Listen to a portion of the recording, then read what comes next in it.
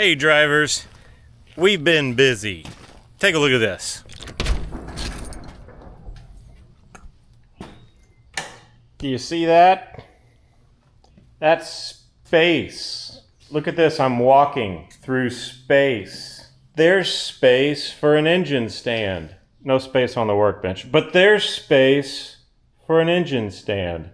Here's the old mill drill. We may be a little closer to playing around with this vertical bandsaw. I took the liberties of grabbing one of the drill heads off of the big forehead drill press and mounting it on this smaller bench. And so, this is more fitting. There's the Brown and Sharp number 13 we can actually get to. This is the newest machine, the Herrig step tool grinder. This is going to be good for a lot of things, especially drill bits. And then more clutter and junk everywhere. But look at this. We have taken a huge step towards being able to use this space. I've focused on the machines that I can actually power up with the existing power infrastructure, which isn't much. We've got 30 amps at 240 volts, which is enough to do some good stuff, but some of these machines will just, there's no way. So I've tried to prioritize the stuff that I can actually power up in the short term and move some other things to the new building, and now we can actually maybe do some work out here. A couple of things we need to do first. One, I'm going to need 460 volts, and this step-up transformer is how we're going to get it. So we need to work on some power stuff, even with the limited amount of ampacity that we have now. Also, I have this cart full of Sun and Hone attachments. Also have this cart full of grinder stuff. Most of this goes to the B&S 13, but there's some other grinder stuff here too. So what I would like to do is clean up this crusty old cart here, get it painted, and then we'll put half of that stuff on two shelves and the other half on the other two shelves. And then finally, this is the coolest thing. This is a 1776 long block. Wally seems to think we should work on it. And I like that idea because I want to drive the bus regularly again. Need something quick and easy if at all possible, and a rebuilt long block seems to fit the bill. So before I get ahead of myself, I need to finish some other things, and this is kind of the target. So let's do a little bit more on our shop today, see if we can get around to working on this engine. Wouldn't that be nice? It's been well over a year since I've really been able to dig into a VW anything, and I want this, folks. Even got the parts of the engine stand out, and I think I'd like to clean it up and maybe give it a coat of paint also. There's the oil pan, various sundries. Oh yeah, I want to move all of these parts and stuff over to the new building so I have some workbench space here. I guess the big news here is that we're making some pretty big progress on having a usable shop.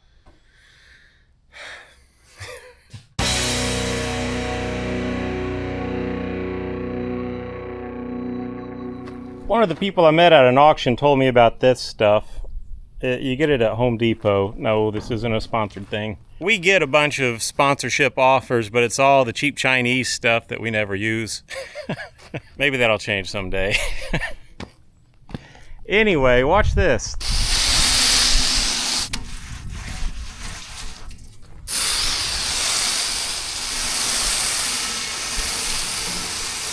I'll take it. This thing was a sticky mess. Most of it still is, but we're good up here. We'll just finish the rest of it up.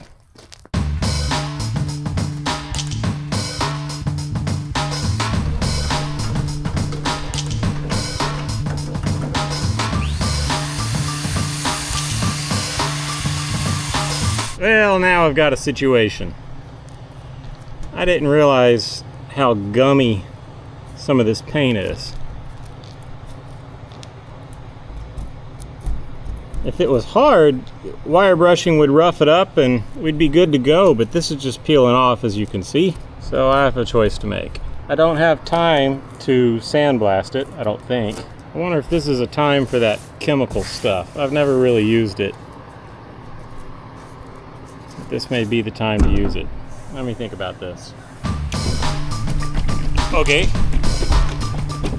Let's try this.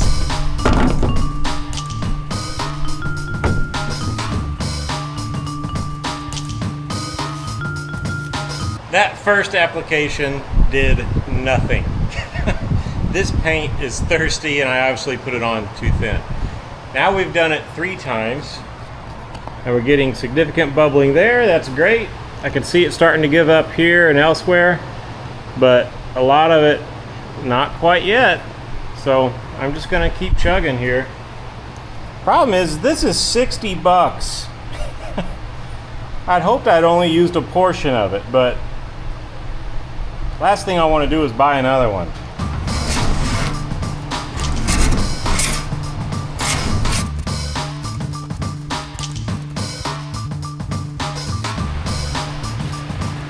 Well, this escalated quickly.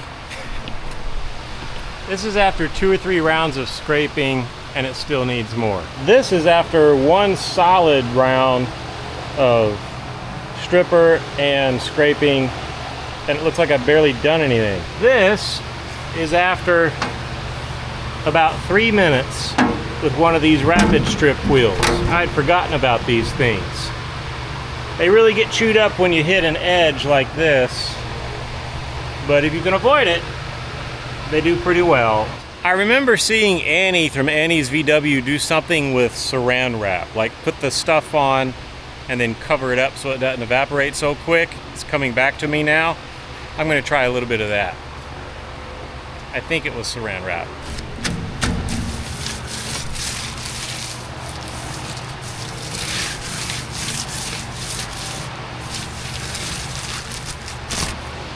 Garbage bag, it was closer. I'm sure there's a project somewhere that this stuff is right for, but way too much of a production for what we're trying to achieve. I'm gonna let this do its thing.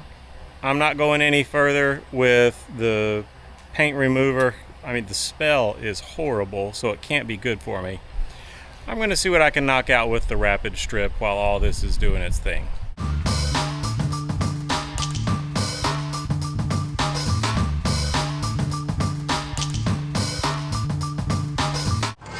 Yes, the plastic definitely helped.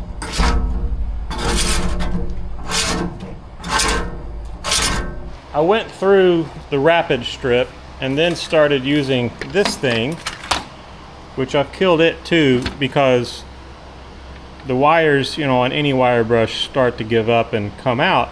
Well, they've come out more here than anywhere else, so it was out of balance and this thing was just about shaking out of my hands. But we did get a lot done. We got the bottom shells done and the ends as far as the means that I had would take them. So yeah, big credit to Annie's VW for this one. That's a good trick and I'm probably doing it wrong, so check out her Instagram or YouTube archives to see how to do it for real. What a can of worms this turned into. I bet some of y'all were yelling at your screen earlier. So I ran out of stuff. I need to go to the hardware store tomorrow. I think I'll get another rapid strip or 2, a wire brush, and I forgot to get primer. So we'll pick that up too. This is turned into a labor-intensive, expensive paint job for a $25 cart. That $25 will be the best $300 you ever spent on a $600 stupid project. Day 2 of a 2 or 3 hour really quick get it done and move on project. And the plan is to remove the rest of this paint by any means necessary and get a coat of primer on it. That's what we're going to try to do, any whoosies. We're in pretty good shape on a lot of it, but I haven't even touched the sides. Or there, I don't know. I don't know if I'm going to bother with any of this. But the sides, I kind of think I want to do now. I'm armed with some fresh supplies. I got another one of those rapid strip thingy things. And primer. I forgot to get primer. So we've got primer.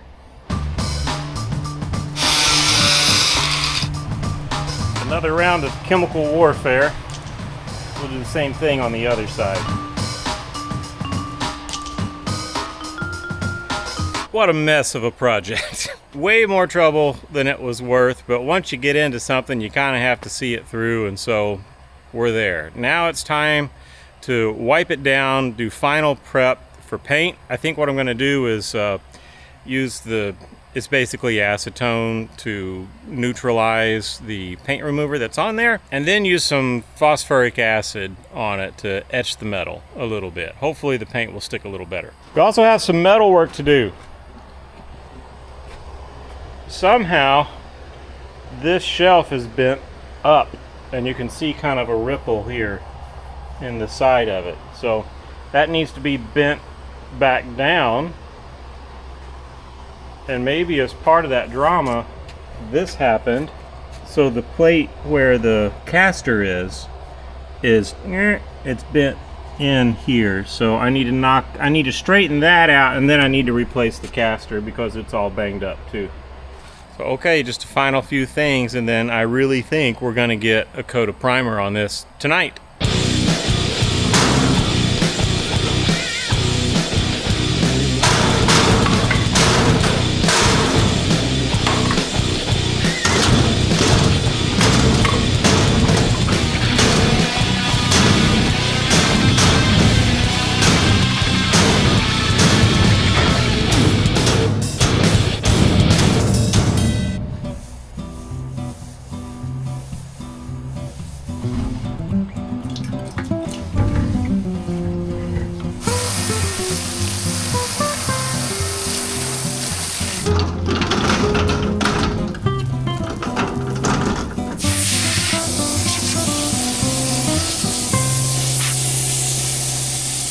Okay, we're ready to do some paint. This is that white film that is left behind by the phosphoric acid. And it's cool, as long as there's not a lot of loose dust on there. Or bugs. Let's get a coat of rusty metal primer on here.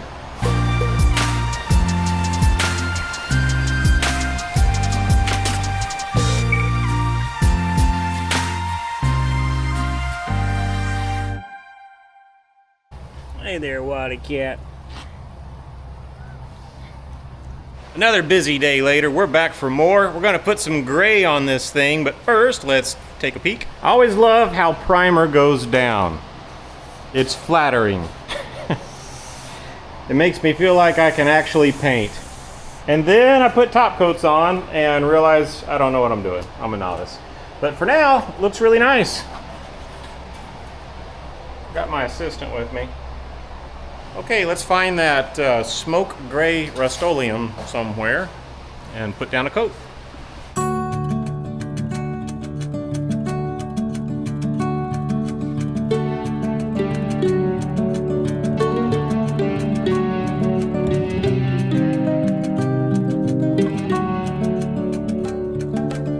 It's kind of late at the end of a long day, but we have one more coat of paint to put on. This is what it looks like right now, which I'm pretty happy with.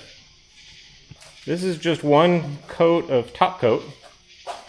So this second coat's going to do the trick. Will be all good, which is great because I'm going to be tied up for about a week. That'll give this time to cure. And it's good that I don't have to do any more. I was really hoping to get a chance to wire brush all of this and the drip pan for the engine stand and get that painted, but I just ran out of time today, so that's going to have to wait, and who knows, there may be a million other things to do while that cures anyway. The motivation, although it feels distant, is this guy right here. We want to play with this 1776 and see if we can get it into the bug. Always lots to be done. All right, let's do some painting.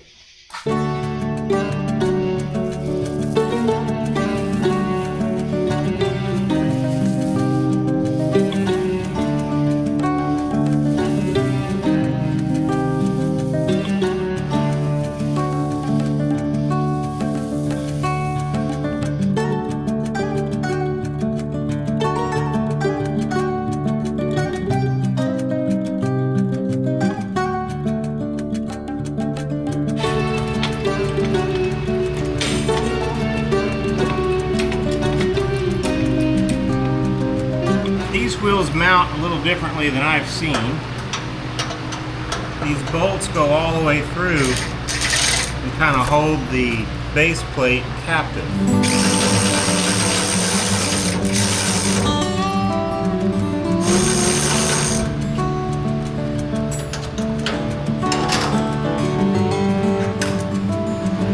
Little bend in them. I don't think it's supposed to be bent, but they do have this little dit in there. We'll get these cleaned up.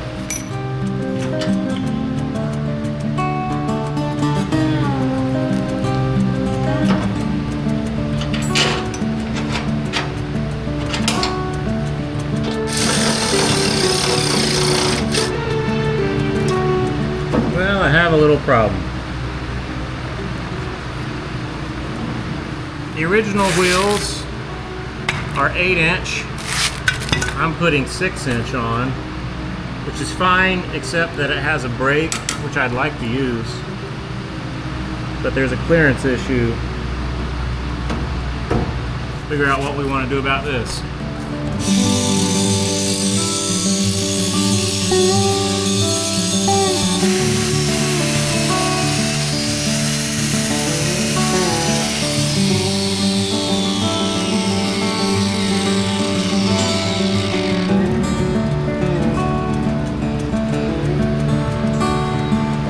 Now we're getting somewhere. Look at that. A clear surface.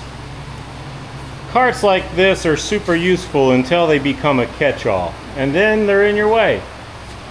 Like that. So, alright. One surface down, 3 to go.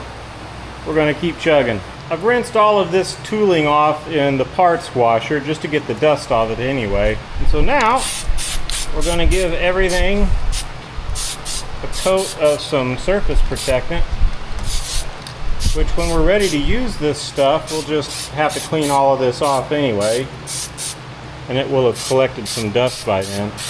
But we shouldn't have any additional rust. I'll turn all of this stuff over and get the other side and make sure there's coverage. Moving forward.